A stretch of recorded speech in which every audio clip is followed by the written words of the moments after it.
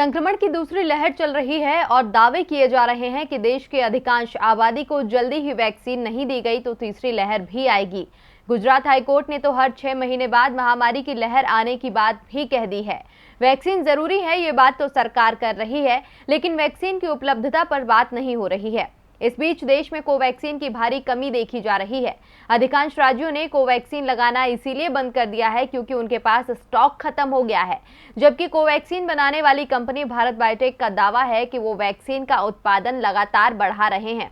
Vaccine का उत्पादन बढ़ रहा है, लेकिन ये राज्यों को नहीं मिल रही है। तो कहां जा रही है वैक्सीन, देखिए ये रिपोर्ट। देशी वैक्सीन कोवैक्सीन के प्रोडक्शन और अब तक हुए टीकाकरण के आंकड़ों में जो अंतर दिखाई दे रहा है वो हैरान करने वाला है। सरकार के दावे को ही माने तो वैक्सीन के करीब 2 करोड़ डोज का पता नहीं चल रहा है। इन्हें जमीन खा गई या आसमान निगल गया।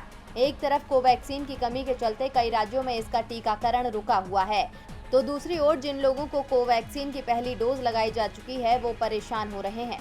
कोवैक्सीन की पहली और दूसरी डोज में अंतर 28 दिन का ही है, लेकिन कोवैक्सीन सेंटर वैक्सीन नहीं है का बोर्ड लगाए हुए हैं। कोवैक्सीन की देश में जबरदस्त मांग है। ये बात भी समझ में आती है कि मांग के मुकाबले में उत्पादन कम हो रहा है, लेकिन दावों के मुताबिक जितनी वैक्सीन स्टॉक में होनी चाहिए वो क्यों नहीं है।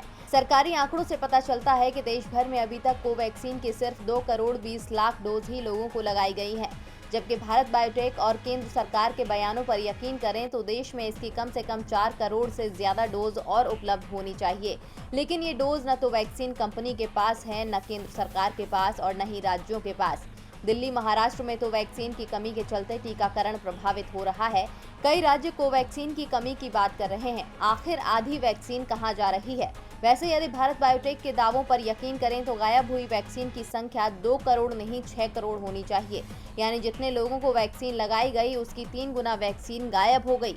कंपनी के सीएमडी कृष्णा एला ने 20 अप्रैल को आधिकारिक तौर पर कहा था कि मार्च में 1.5 करोड़ डोज का उत्पादन हुआ और अप्रैल के अंत तक 2 करोड़ डोज तैयार हो जाएंगे और मई के अंत तक 3 करोड़ डोज और बन जाएगी। यानी अप्रैल से मई के बीच में ही कंपनी ने 6.5 करोड़ डोज तैयार कर लिए।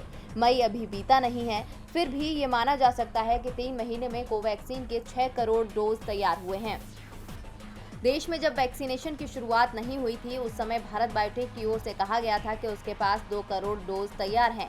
जनवरी-फरवरी में भी वैक्सीन का उत्पादन हुआ था, भले ही इसकी रफ्तार धीमी थी।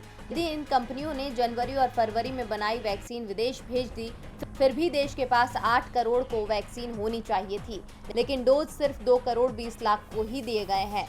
भारत बायोटेक के अधिकारियों की ओर से इसे लेकर कुछ भी नहीं बताया जा रहा है और न ही सरकार ये बता रही है कि जब 8 करोड़ वैक्सीन तैयार हुई है तो 2 करोड़ 20 लाख डोज के बाद राज्यों के पास इसका स्टॉक क्यों खत्म हो गया है। टीवी लाइव की रिपोर्ट।